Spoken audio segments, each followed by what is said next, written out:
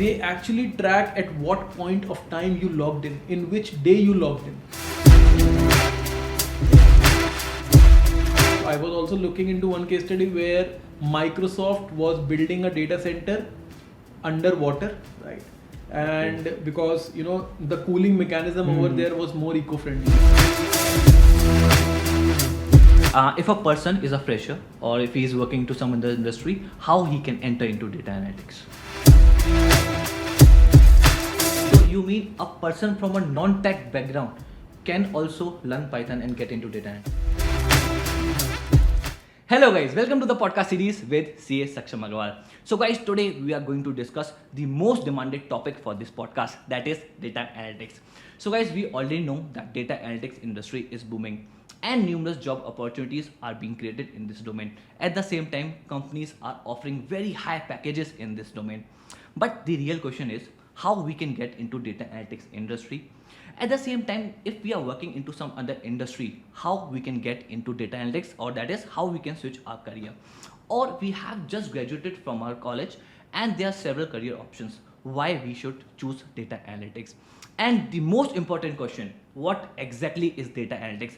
Because there are several myths associated with this industry. What exactly is data analytics that we want to understand? So guys, to address these questions, we have with us Mr. Rakshit Vig. He is quite an expert in this domain. He holds numerous certification as well as degree, and he is quite passionate about this field. So we have requested and we have with us Mr. Rakshit. He will throw some light on this topic and help us understand what exactly is data analytics and how we can enter in this high paying domain. So here comes Rakshit Vig.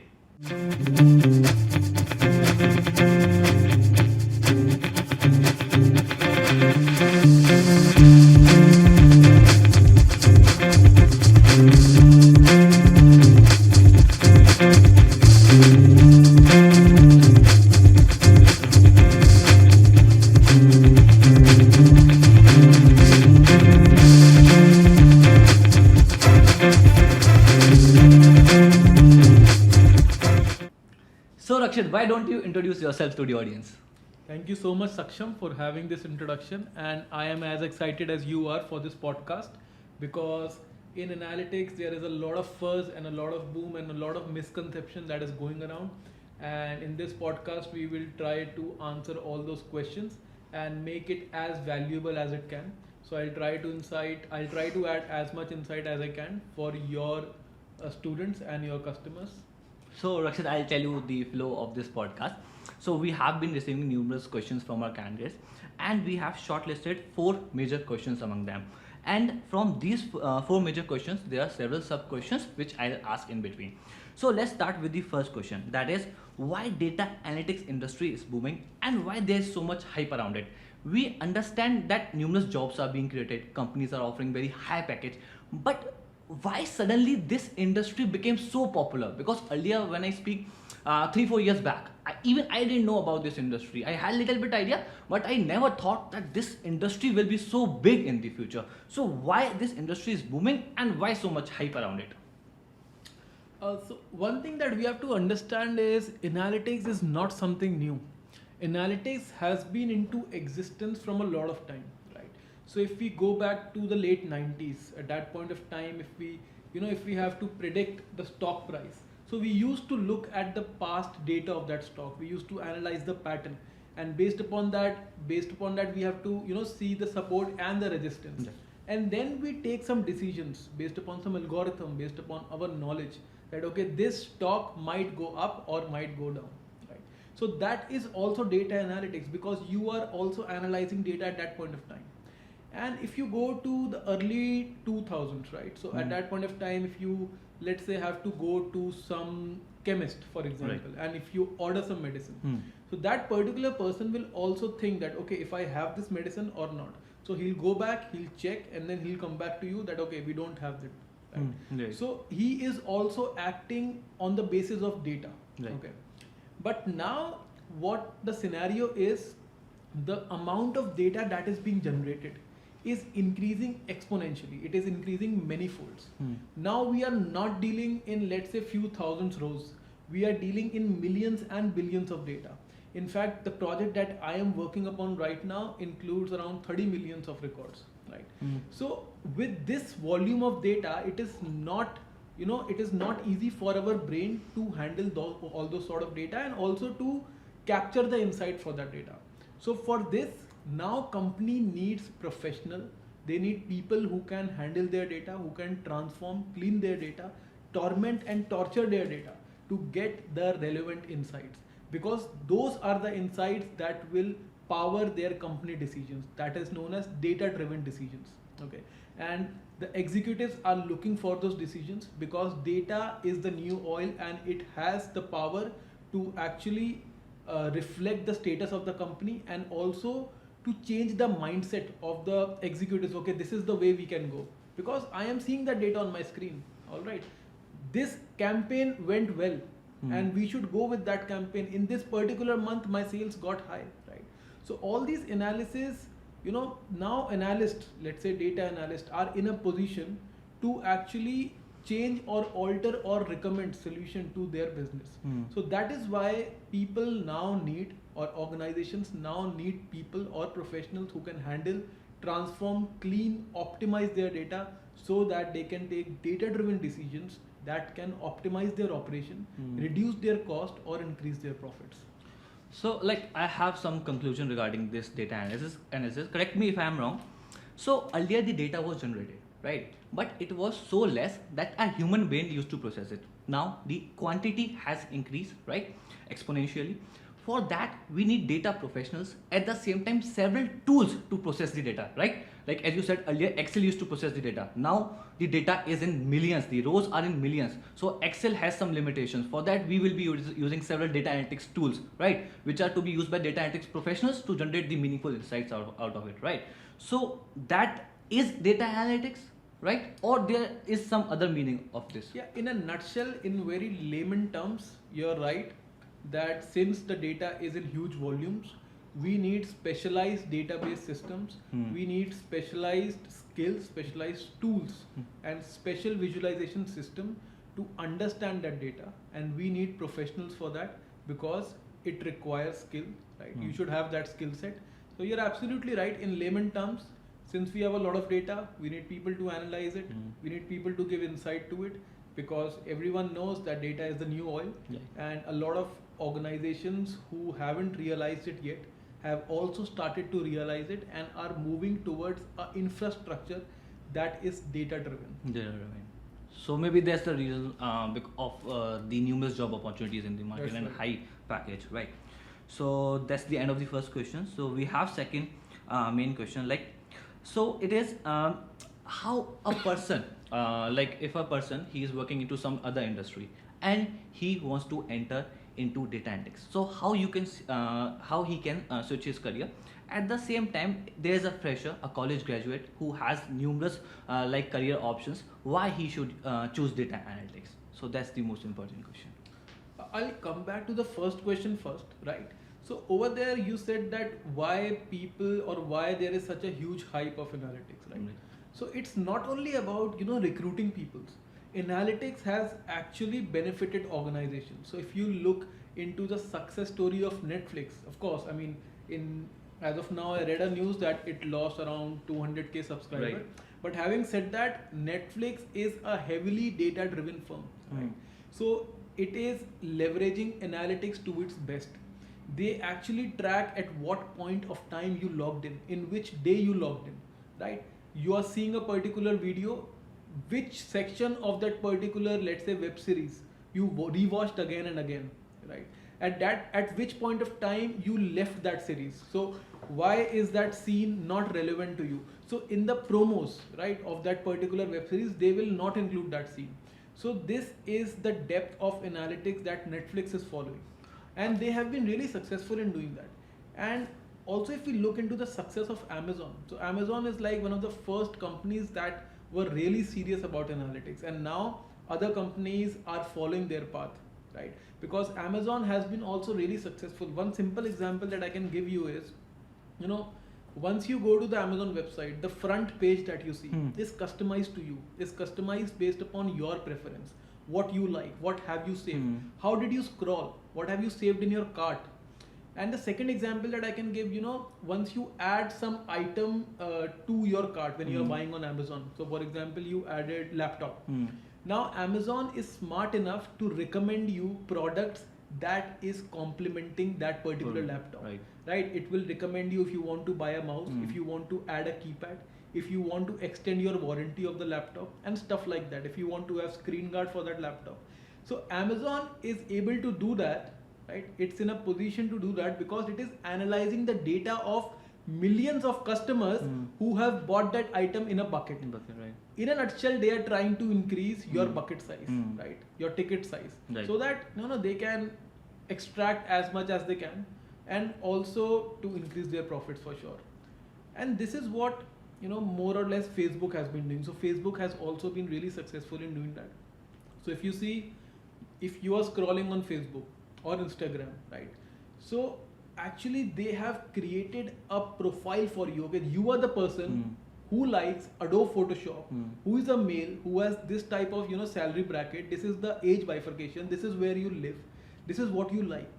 So in subconscious mind, the things that you also don't know about yourself, Facebook knows it. Right. So they have their mirror audience, right? So whenever I'm sure that you guys also launch some ad campaigns. So you must have seen that whenever you're launching an ad campaign and you are targeting the customers, so they will actually tell you, do you want to target the mirror audience? I'm not sure if I'm lookalike audience. Lookalike audience. Yeah. So that means they know that okay, these are the people who are like this, the ad that you are launching, the product that you are launching. These are the people who might be interested in it, subconsciously or consciously. Okay. So this is the level at which your data is being exploited. I won't say exploited because it is at the end benefiting you. Yeah, right.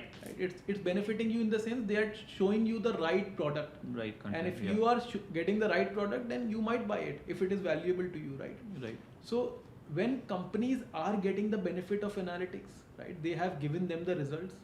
That is why there is such a huge hype.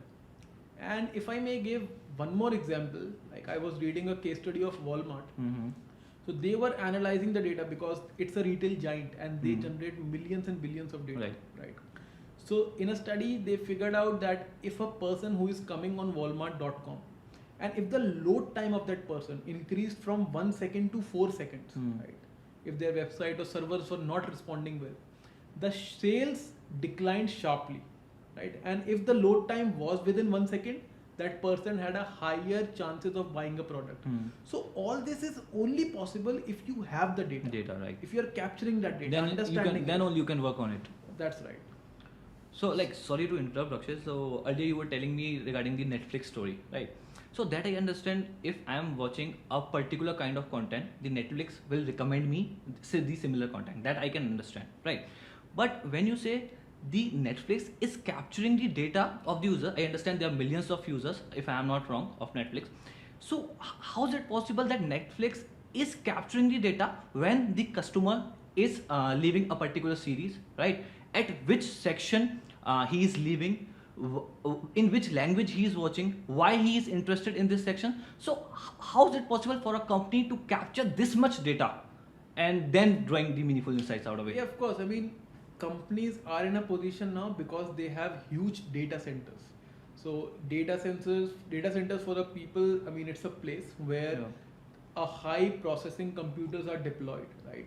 There is a proper air conditioning mechanism, so that is responsible for storing all your data. And this is how you retrieve it. So for example, if you are going on a Gmail or your Google Drive, and if you are accessing a file, so a request from your computer is sent to that data center, a computer that is lying in that data center. And that entire data center may belong to a company. Let's suppose Amazon, right? Or Netflix. So I was also looking into one case study where Microsoft was building a data center underwater, right? And because the cooling mechanism over there was more eco-friendly. And data centers are like huge buildings, high security buildings, and I think of the world electricity consumption, I may be wrong, right? Around 4 to 5% of the electricity is consumed just by the data centers. So the data that is being stored over there is not in gigabytes, it's in exabytes and petabytes. That is beyond our imagination. So companies are in a position, right, to extract that data and store it in the data centers, right, and then use it to analyze it, clean it, optimize, transform it, model it, customize it, and then check the insights, right? So data science and data analytics team of companies like Facebook, like Amazon, Netflix, they have been doing really well. And right now, more and more companies, our Indian companies like Zomato, Dunzo, right, Big Basket, Grofers, all these companies are heavily investing into analytics to understand the consumer behavior, to understand their buying pattern, to understand which product they should launch. Because there is a famous saying that 80% of the revenue is driven by 20% of your customers, right, or 20% of your products. So they have to identify their hero products. They have to identify their top customers so that they can customize their marketing campaigns. Right. So this is how Netflix is able to capture it, or any other organization is actually capturing the data, and they are very important, very valuable from them. Exactly, the data is very valuable for them. Because to draw meaningful insights out of it, first you need to have the data. Yeah, I mean, earlier people used to go on their intuition that okay, last year in the month of October, the sales of this particular product got hyped up. Right. So I am suspecting that in this year also, in the month of October, the sales will go high. But this is just my intuition. Right. Now it's not a subjective game; it's an objective game altogether. Right. Now people have the data in front of them, right? Not just on the basis of month, but on the basis of day. Which actor endorsed your particular product? Why did product get that hype? Why did your sales boost up? Which kind of campaign worked for you? So all these multiple dimensions are coming into play, and executives or the people who are taking decisions are in a position to take the right, accurate decisions, not based on their intuition, but also based on the actual data. So right. So let's come back to the question, and we went in some other direction. The question was like, if a person is a fresher or if he is working to some other industry, how he can enter into data analytics? Well, to enter into the analytics world, I would say that you should have some bare minimum skills that you should have, right? So as far as the technology is concerned, okay, because if you have to handle this volume of data, then you should also have the skill set. Right. So first of all, I would recommend the people to have a sound knowledge of Python, as in the Python core concepts, as well as the data analytics libraries of Python. So the data analytics libraries of Python that I will recommend is Pandas, Matplotlib, NumPy. So there are a lot of libraries. So Python is like a very vast language, and it has certain infrastructure. It has certain libraries, preset of codes that you can use, right, to deploy your codes, or if you have some customized requirement on data, if you want to torment or pivot or play around or slice and dice with the data, filter the data, you can do that using some specific libraries, right? So you should have a sound knowledge of Python. And trust me guys, in these days Python is like a very high level language, so at least you can give a try. Don't think like it's very hard, because a lot of work has already been done on Python. You have to just leverage on code of others. You have to just leverage on infrastructure. Okay. So Python will be the first thing. So you mean a person from a non-tech background can also learn Python and get into data analytics? I think right? They should try. If they are passionate about analytics, right? If they are seeing their career, then they should try, because that is the only way they will be able to know that okay, is data analytics for them or not, right? So first skill that I will recommend is Python or R, but I will personally recommend Python. Second is, which is most important, which is SQL, that is structured query language, right? Because all the data is stored in relational databases. I mean, I'm not going to go into those technical aspects. So SQL is a way to retrieve the data and manipulate the data. The third is, you maybe go for a data visualization tool or a business intelligence tool, for example, Power BI. And then Excel is a must. Some soft skills I will recommend is, you should have good communication skills, because you will be pitching your insights to the business. Right. And then also you should have good business acumen. You should understand the business behind that data. You are technically strong for sure. Anyone can be technically strong by learning those skills. But only if you understand the business behind that data. How are you adding value? How are you increasing the profit, let's say? Right. Then only you will be able to be a really good data analyst. So Rakshit, you just spoke about Power BI. So I have seen many students asking this question: Tableau versus Power BI. Exactly, I am not familiar with these tools and I don't understand how these tools work. So I can see there is a lot of debate: Power BI versus Tableau. At the same time, why these tools are needed in the data analytics industry? So apart from visualization, do they help in any other things as well in data industry, or there's only one use, that is data visualization? I mean, both are kind of business intelligence tools that help you in visualizing the data. So they are developer friendly, as in the person who is developing it, right? They don't need to be a hardcore coder to give those sort of charts and visuals. So Tableau is a tool on which they can go learn, right, with minimal coding skills required, and then they can deploy the solution.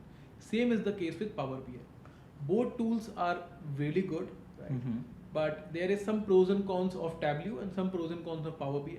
So if someone is going for Tableau, Tableau has an upper hand if someone wants to customize their visuals a lot. They want to create really beautiful charts and graphs. But at the other hand, Power BI is a Microsoft product, Right. and it is easily integrable with other Microsoft products like Power Automate, Power BI Report Builder, right, PowerShell or Azure. And at the same time, Power BI also has data modeling capabilities, and also it is in a position to transform your data, right? So there are pros and cons of both. But as of now, I was just recently studying the Gartner published study. What is Gartner? Can you please guide our audience? So Gartner is a research and consultancy firm that publishes their research every year, and their research are really looked up by the Fortune 500 companies. They actually look up to their research, and then only they take their decisions. Right. So I think from the last 3 years in business intelligence, Gartner is ranking Power BI as the best tool. And I am in that industry, so people are actually switching to Power BI from Tableau. But having said that, both are the market leaders as per Gartner: Tableau, Power BI, and I think one is ClickView. So all three are market leaders. So you can start with any one of them, and if you know one, it will be easy for you to switch into other one as well. Right. I guess Salesforce has taken over Tableau. Salesforce has taken over Tableau. That's right. So I hope the answers are being cleared, guys. So we have the next main question, that is, like there has been a lot of debate, and I have seen many videos on this. What's the exact difference between data science and data analytics? I guess that data analytics is a part of data science, or these two are completely different field. I have seen students asking, sir, whether we will get more package in data science or data analytics, right? So I never have the right answer to it. So can you please guide the audience? Is data analytics a part of data science, or these two domains are completely different? And what's the difference between the salary package of a fresher in these two domains? Well, in data analytics, the person who is a data analyst spends most of their time in understanding where the data sources are. Where is my data located?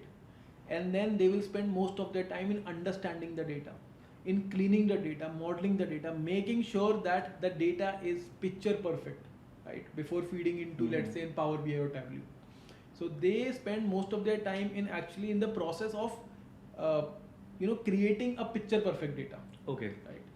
But in data science, people get the data ready, right, that has been made by, or that has been processed by analyst, and at the top of that they deploy some advanced algorithm, I would say, right, let's say advanced machine learning algorithm or predictive algorithm, that based upon this historic data I can predict that this is going to happen.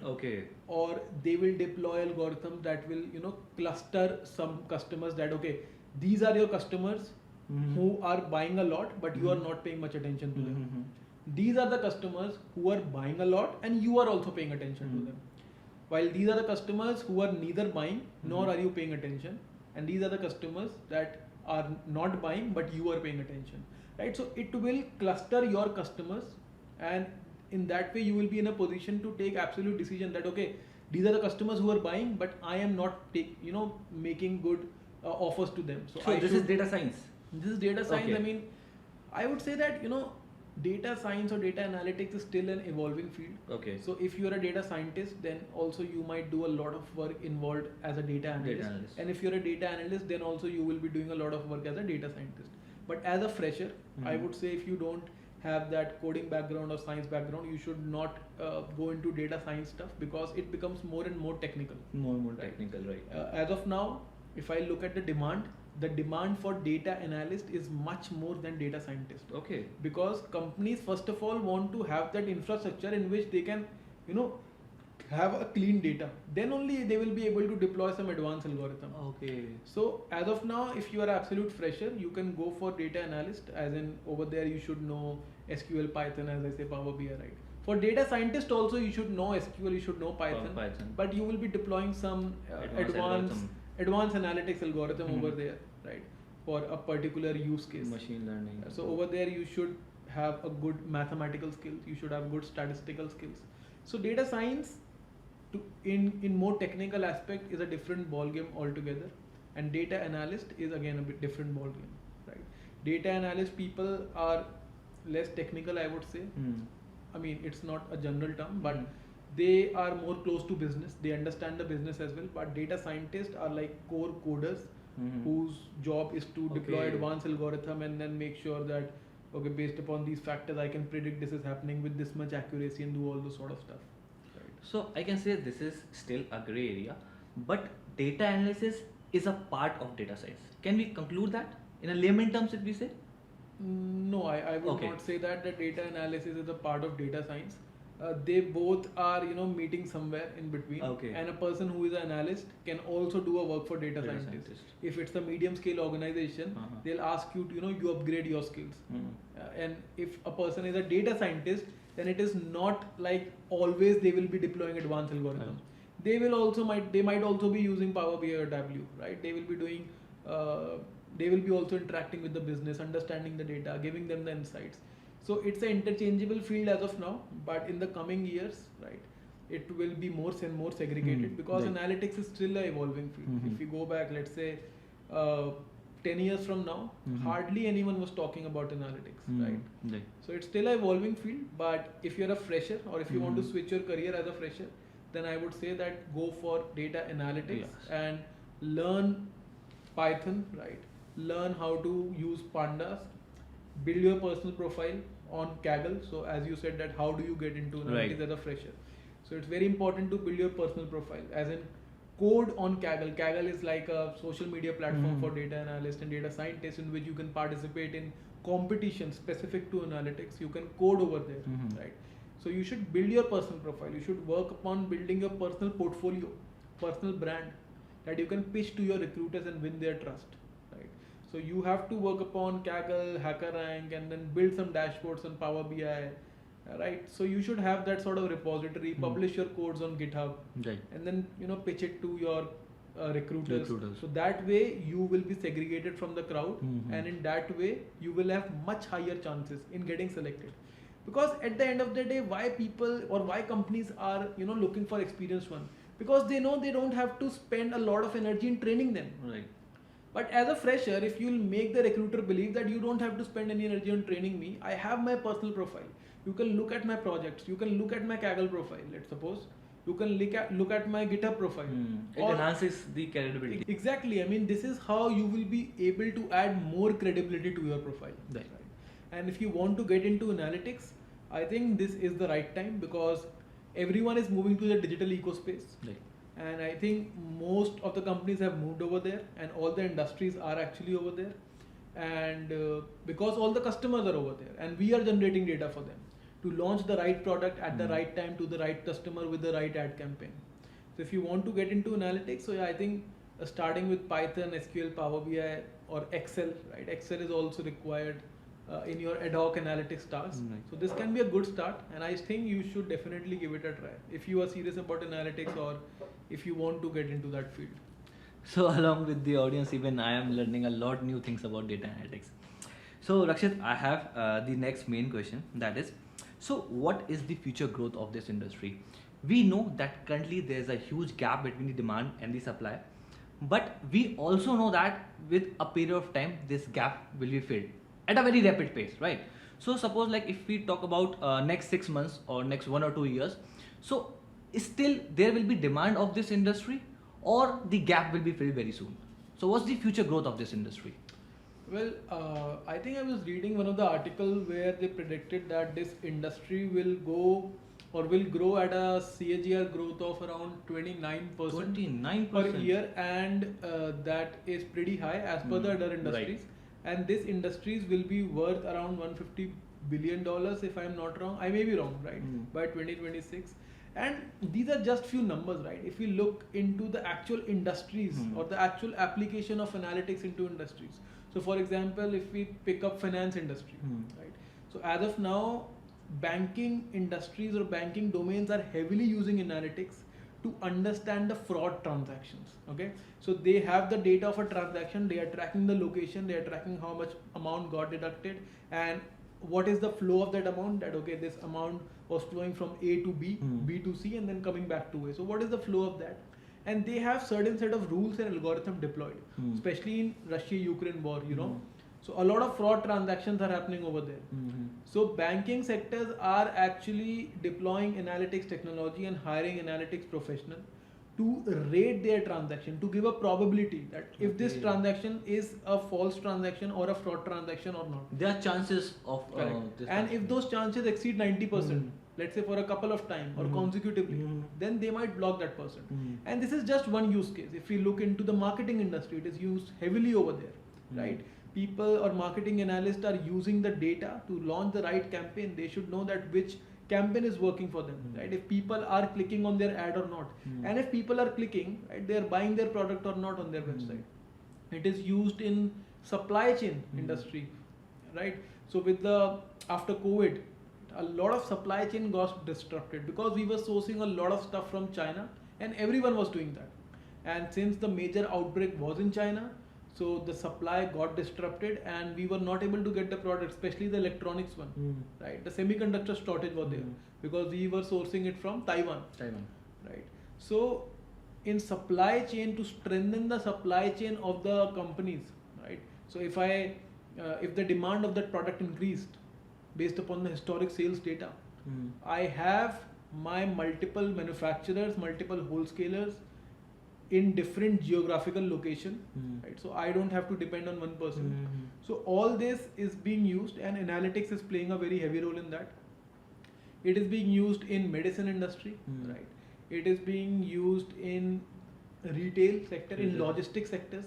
People are actually using analytics in understanding that which way a particular person should take so that the cost of the fuel is as minimum as it can, and the logistic cost is again as minimum as it can.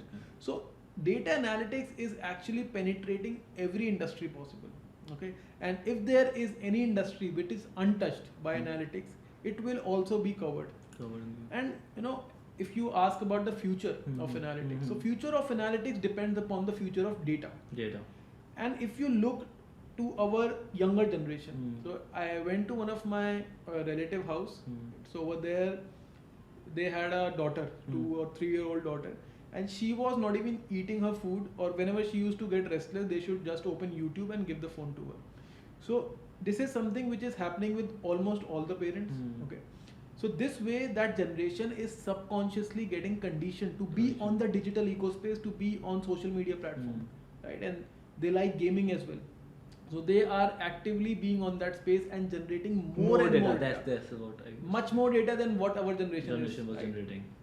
So I mean, there is one example for it as well. So if you go on YouTube and if I'll ask you that what is the most viewed YouTube video, one of the most viewed YouTube videos, so what would your answer be? Maybe a music video, or let's say get quick rich schemes or some songs, right? So that is, or some motivational video. So that is not right. One of the most viewed videos, or one of the most viewed domains on YouTube is actually child rhyme videos, right? So there's one, I think there was one Baba Black Sheep, Black Sheep, right? So that videos actually has views in billions, not even in millions, right? And the age target or the age group that sees that particular videos, I think till 6 years. Okay, so that video is able to generate 6 billion views, and this is similar to other regional child rhyme videos as well, right? If you look into some regional, let's say Hindi or some regional content or some regional child rhyme, you will see views in millions. So this is just one example of how that generation is addicted to being on that digital ecospace. and what kind of data it will generate for the firms.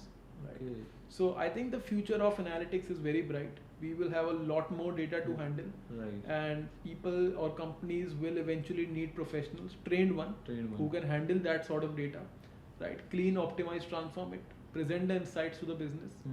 More and more companies are realizing the importance of it, right? And I think if you have any name of the company, just write the name of that company and just write data analytics job, right? You will find those jobs because companies are taking data seriously now. Each and every company.